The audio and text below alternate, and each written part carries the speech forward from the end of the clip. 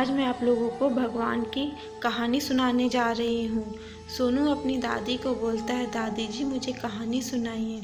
उसकी दादी बोलती है, आज मैं तुझे कंस की कहानी सुनाने जा रही हूँ। कंस, उसकी बहन का नाम देवकी और उसके मित्र का नाम वासुदेव था। उसने उन दोनों की शादी करवाई।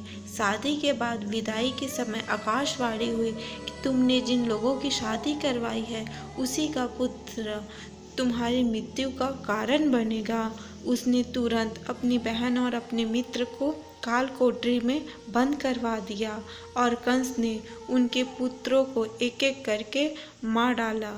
कहते हैं भगवान अपने भक्तों की परीक्षा लेते हैं जब तक वो निराश न हो जाए, लेकिन भक्त निराश न होकर भगवान पे आस्था बनाए रखता है तो भगवान भी उसकी आंसू देख नहीं पाते।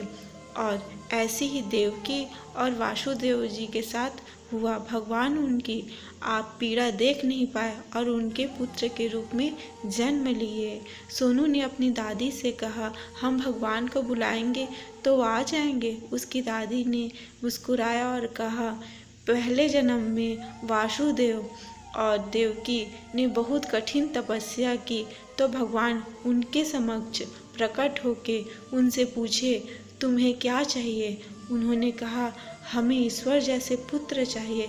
तो भगवान द्वापर युग में उनके पुत्र के रूप में जन्म लिए, जिन्हें कान्हा, गोपाला, कृष्णा और कई अनेकों नाम से बुलाया जाता है।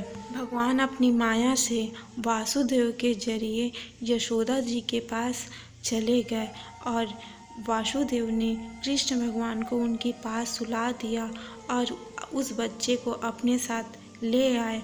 जब ये बात कंस को पता चली तो वो आ गया और देवकी से उस बच्चे को ले लिया और मारना चाहा, पर उसे नहीं पता था वो तो माया है भगवान का, वो देवी थी। उसने कहा, अरे मूर्ख, तुझे मारने वाले इस धरती पर जन्म ले लिए हैं जो गोकुल में है। जब ये बात कंस को पता चले तो उसने कृष्ण भगवान को मारने के लिए बहुत सारे लोगों को भेजे, पर वो तो भगवान है, उन्होंने सबका उद्धार किया।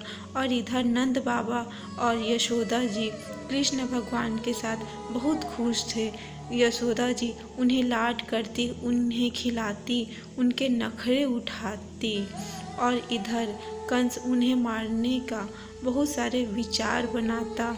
पर कहते हैं विधाता ने जिसकी किस्मत लिखी हो उसे कोई नहीं बदल सकता। वैसे ही कंस की मृत्यु कृष्ण भगवान के हाथों से हुई। सोनू अपनी दादी को कहता है कि दादी आप ये बताइए। हाँ बेटा, हमारी भी मृत्यु भगवान ही तय करते हैं। बोलो कृष्ण भगवान की जय हो।